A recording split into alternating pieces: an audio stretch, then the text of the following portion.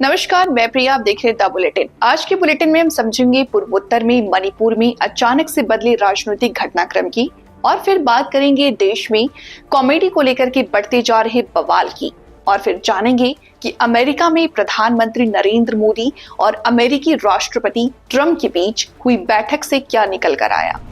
मणिपुर में एन बीरेन सिंह के मुख्यमंत्री पद के इस्तीफे के बाद अब राज्य में राष्ट्रपति शासन लागू कर दिया गया है। मई 2023 से राज्य में जातीय संघर्ष चल रहा है। इसमें 250 से ज्यादा लोगों की मौत हो चुकी है। हिंसा की वजह से मितई और कुकी दोनों समुदाय के हजारों लोगों को विस्थापित होना पड़ा।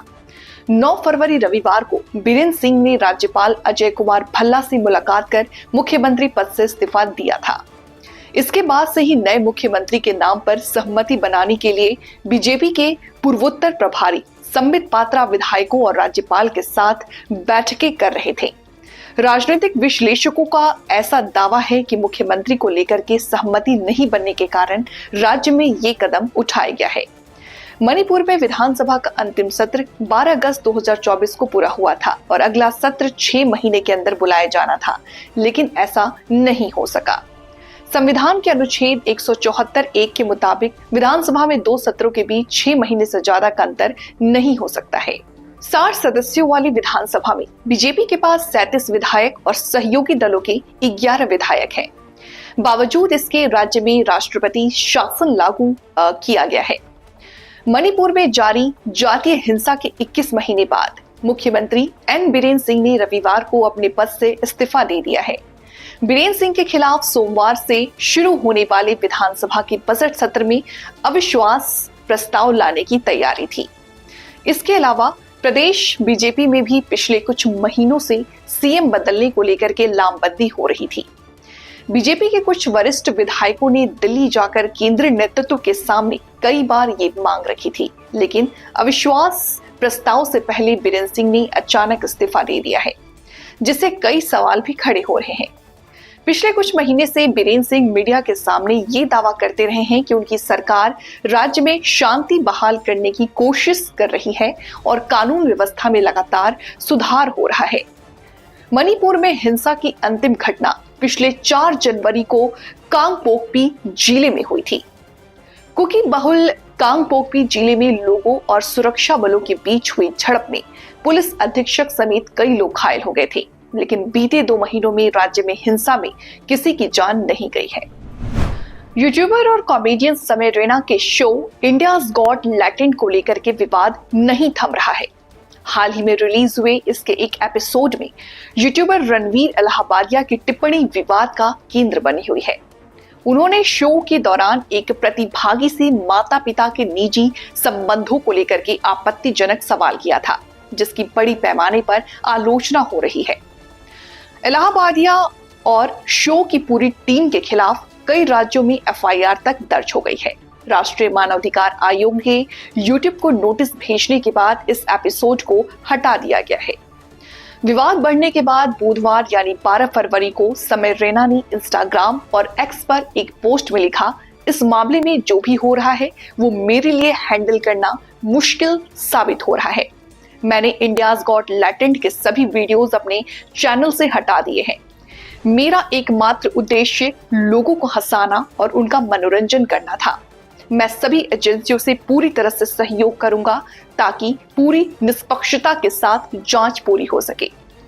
इससे पहले रणवीर इलाहाबादिया ने भी मामले पर माफी मांगी है। उनका कहना है, मेरा कमेंट सही नहीं था और फनी भी नहीं था। कॉमेडी मेरी विशेषज्ञता नहीं है। मैं बस सभी से माफी मांगना चाहता हूँ। यूट्यूब या सोशल मीडिया पर अश्लीलता और फूहड़पन फैलाने के आरोप सिर्फ इंडियाज गॉट लैटेंट पर नहीं लगे। हाल के सालों में ऐसे कई मामले सामने आए जिसे लेकर सोशल मीडिया पर लोगों का गुस्सा फूटा। समय समय पर सूचना और प्रसारण मंत्रालय अश्लील कंटेंट बनाने वाले सोशल मीडिया अकाउंट्स और प्रसारित करने वाले ओटीटी प्लेटफॉर्म पर कार्रवाई करता है। मार्च 2024 में मंत्रालय ने अश्लील कंटेंट बनाने और प्रसारित करने वाले 18 ओटीटी प्लेटफॉर्म, 19 वेबसाइट, 10 ऐप और 57 सोशल मीडिया अकाउंट्स को ब्लॉक करवाया था। सोशल मीडिया अकाउंट्स में 12 चैनल यूट्यूब के थे। ये कार्रवाई करते हुए तत्कालीन सूचना प्रसारण मंत्री अनुराग सिंह ठाकुर का कहना था कि क्रिएटिव एक्सप्रेशन के नाम पर अश्लीलता नहीं फैलाई जा सकती। उस वक्त ये फैसला सूचना प्रौद्योगिकी अधिनियम 2000 के प्रावधानों के तहत लिया गया था। भारत के प्रधानमंत्री नरेंद्र मोदी ने बीते गुरुवार को व्हाइट हाउस में अमेरिकी राष्ट्रपति डोनाल्ड ट्रंप से मुलाकात की और दोनों नेताओं के बीच द्विपक्षीय वार्ता हुई। इस मुलाकात के दौरान भारत के प्रधानमंत्री की ओर से अमेरिका में बिना वैध दस्तावेजों के रहने वाले भारतीय नागरिकों को वापस लेने की बात कही गई। दूसरी तरफ ट्रंप ने व्यापार घाटा कम करने, डिफेंस, तेल और गैस की अमेरिका से खरीद और टैरिफ को लेकर के बातें कही। ये मुलाकात ऐसे समय हुई है जब अवैध प्रवासियों को वापस भेजने और नए टैरिफ लगाने को लेकर नए ट्रंप प्रशासन का रुख कड़ा है। इस नजरिए से भी इस मुलाकात पर सबकी नजरें थी। अमेरिकी राष्ट्रपति डोनाल्ड ट्रंप ने प्रधानमंत्री नरेंद्र मोदी के साथ बातचीत के बाद घोषणा की कि भारतीय व्यापार घाटे को कम करने के लिए अमेरिका से F-35 लड़ाकू विमानों सहित पहले से अधिक तेल, गैस और सैन्य हार्डवेयर खरीदेगा। लेकिन दोनों देशों की ओर से जारी साझा बयान में F-35 विमानों की खरीद का कोई जिक्र नहीं है। मोदी और ट्रंप के संवाददाता सम्मेलन के बाद भारतीय विदेश सचिव विक्रम मिस्री ने भी कहा कि फिलहाल F-35 को खरीदना एक प्रस्ताव भर है। इस खरीद के लिए कोई औपचारिक प्रक्रिया शुरू नहीं हुई है। लेकिन ट्रंप ने यह साफ किया है कि अमेरिका भारत को पारस्परिक शुल्क से नहीं बख्शेगा। हाल ही में पारस्परिक शुल्क यानी रेसिप्रोकल टैरिफ का अर्थ खुद ट्रंप ने बताया था। उन्होंने कहा था, जितना टैरिफ बाकी देश अमेरिका पर लगाते हैं, अमेरिका उतना ही टैरिफ उन पर लगाएगा, न ज्यादा न कम। ट्रंप के साथ बहुप्रतीक्षित मुलाकात में नरेंद्र मोदी ने दोनों देशों के बीच व्यापार पर खुली चर्चा की पेशकश की है और अमेरिका में अवैध रूप से आए भारतीयों को वापस लेने की बात कही है। इसके अलावा एक अहम घोषणा करते हुए डोनाल्ड ट्रंप ने कहा कि वे मुंबई हमलों के मामले में भारत में वांछित तहव्वुर राणा को भारत प्रत्यर्पित करेंगे। अमेरिकी जेल में बंद राणा को अरसे से भारत लाने के प्रयास जारी थे। प्रधानमंत्री नरेंद्र मोदी गुरुवार को फ्रांस से अमेरिका पहुंचे और भारतीय समय अनुसार शुक्रवार को तड़के व्हाइट हाउस में उनकी ट्रंप से मुलाकात हुई। दोनों नेताओं ने प्रेस के सामने दिए बयान में तेल, गैस, डिफेंस, टैरिफ, टेक्नोलॉजी और व्यापार के विभिन्न पहलुओं पर बात की। प्रेस को संबोधित करते हुए दोनों नेताओं ने द्विपक्षीय व्यापार और संबंधों को मजबूत किए जाने की बात कही। ट्रंप ने उम्मीद जताई कि भारत अमेरिकी सम्मान पर टैरिफ को तर्कसंगत बनाएगा।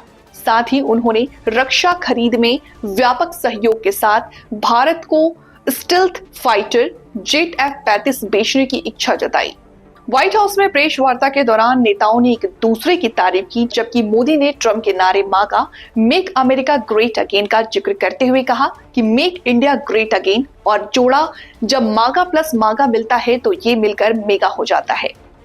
उन्होंने दोनों लोकतंत्र की समृद्धि के लिए एक मेगा पार्टनरशिप की बात कही। पीएम मोदी ने 2030 तक अमेरिका के साथ व्यापार को दोगुना करने की बात भी कही।